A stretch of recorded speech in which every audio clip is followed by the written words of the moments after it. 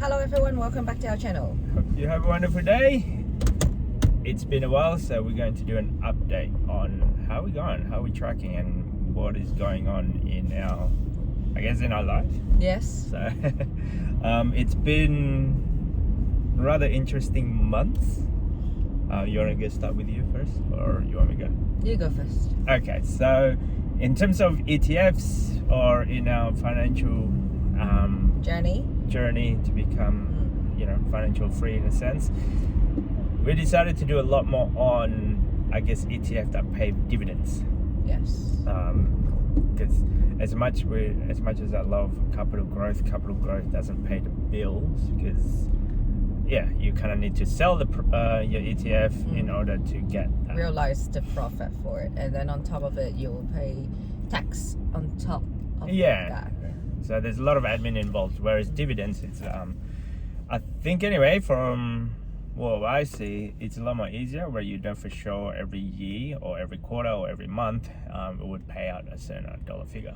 It's not fixed, it's based on the performance of the companies during that quarter, and then how much dividend are they going to give it to the shareholders.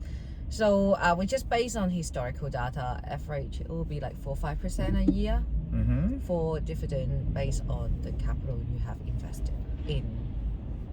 Yeah, whatever the capital is. Yeah, and we just see it as less hassle, less maintenance. We don't have to talk to anyone, not real estate agency. Don't have to decrease the rent, increase the rent, fixing maintenance. What you have to pay maybe admin fee or the brokerage. Yeah, so I guess we dabbled in real estate investment, and we dabbled in on ETF, and overall there's no right or wrong way, it's just a different outcome. Yeah. As long as you're putting money into the future, investing yourself. Yeah. So, and on top of that, we open up an account for our kids as well. Oh yes, we opened this course self-wealth. Yep. It's mainly because we've been looking for any broker. They provide for minor account because they're still under 18. If we're using, they are not legal to open their account if they're under 18. So we open it on behalf of them, but then with transfer, so you can transfer like ownership of it. Yeah, when they turn 18, and it's off-market transfer, which means I don't have to realize any capital gain to pay tax, because I was just kind of managing the account. It's not my money. So we're looking at that again, a long-term gain. And we look at it. We're gonna give them a clause like you can have this money with a certain condition or so. Yeah, when they're older. They don't understand now. So we used to put the money in race and spaceship, but the money they had was just not enough to pay the administration fee. The admin fee, it felt just too big for their little amounts. Correct. So the admin fee, give you an example, it's about in rates, I think it's like $350 a month. But if you only have, let's say, $100 in that particular account, it will get chewed up your really admin quickly. fee. So, and also market has been going down for the last year or 6 months. So they when they invested, going down, and then still admin fee at $350. You have to still pay for that. So we just feel like, wow, the account's been going down quite a lot, both spaceship and race. So we closed the race for them, and then just leaving spaceship on, because they got few thousand, like $1,000 or $2,000 in there. So we're thinking, well, might as well go a proper one. Like that's why self-wealth is a proper ETF trading platform for the broker, and then that's it. It's more. It's more like the fees. It's just chess sponsored, and it's more like the fees, because monthly they charge fee. you brokerage, but then there's no monthly fee. Correct. Not that I can remember. The brokerage, when you buy or sell, I think it was $10. I think it was whatever it is, but there's no monthly fee. Maintenance fee every month, whereas Raise and Space, they do have that. Which work out to be, it's cheaper to just have in that one big lump sum on self-wealth or ComSec or ComSec Pocket, whichever one, versus a Raise and Spaceship. Because they're going to invest in long term anyway, 10 years plus. Correct. So having the account maintenance fee it's just not worth for the I mean, it's good for, I guess, if you're a startup, if you're a newbie, just dabbling on to understand how it all works. I mean, now we look at it, we've got, what is it, CommSec, Vanguard, CommSec Pocket, Self-Wealth, just a lot of different stuff, and then realizing, okay, you know what, it's actually good to know bits and pieces of that, and then whatever you're comfortable in, which is what we did, then you put that big lump sum to whatever it is. But when we started, it was all on race and spaceship. That's how we started, from $5. From $5, and then we calculated, I think, quite a big lump sum now, and realizing there's a potential in here for it to growth and for us to achieve FIRE. And from there, after receiving small amount of dividends, I think the first one is only like a couple of cents. Because we had small capital. Yeah, and then I thought it was an accident that somebody just transferred money to me. It was only like a few dollars here and there, and about 4 or 5 different times. 4 or 5 different days. Like, what's going on?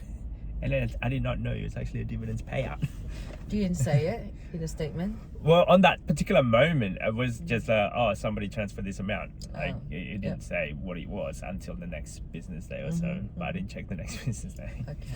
And then realizing, I think like last month or so, last quarter, we were earning about, what is it? Almost $1,000. Yeah, about $1,000 on dividends based on our capital. And I'm looking at that.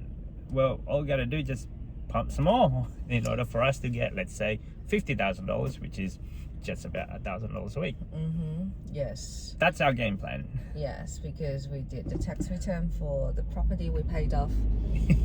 I think last financial year we just did a lot of maintenance and repair. And this new tenant just asking to update this, update that. We don't have the obligation to do it because it's still livable. It's a rental, But we did it anyway because I think it's quite old. We haven't seen the house. We bought it like 7+ years ago. Yeah, I think that's 10 years ago. 7 years. 7 years ago, and I haven't set foot in it. No, we haven't. Never been. And this year we're going to do that in a few months' time. Yes. So that will be an interesting trip. Yes. Because every time we wanted to do that, there's always something happened, COVID, delay, and then closed, and whatnot. Anyway, that's just another story. But yeah, overall, we're looking at ETF that pays dividends, and that's what we're sort of focusing on at the moment. Until such time as, let's say, if we can earn about $50,000+ a year. Yes. Yeah. Any surplus plus, I guess, dividends, then we can put it on a capital growth type of ETF. Yeah, when we're there, we'll see. But then now our strategy is to put whatever our hard-earned money into investing. And then continue to do so, and any dividend just reinvest. So get the ball grow faster and bigger. Sorry, we're in tunnel. So yeah, and that's our game plan. So it might be change as we go along until we found another, I guess, product or so.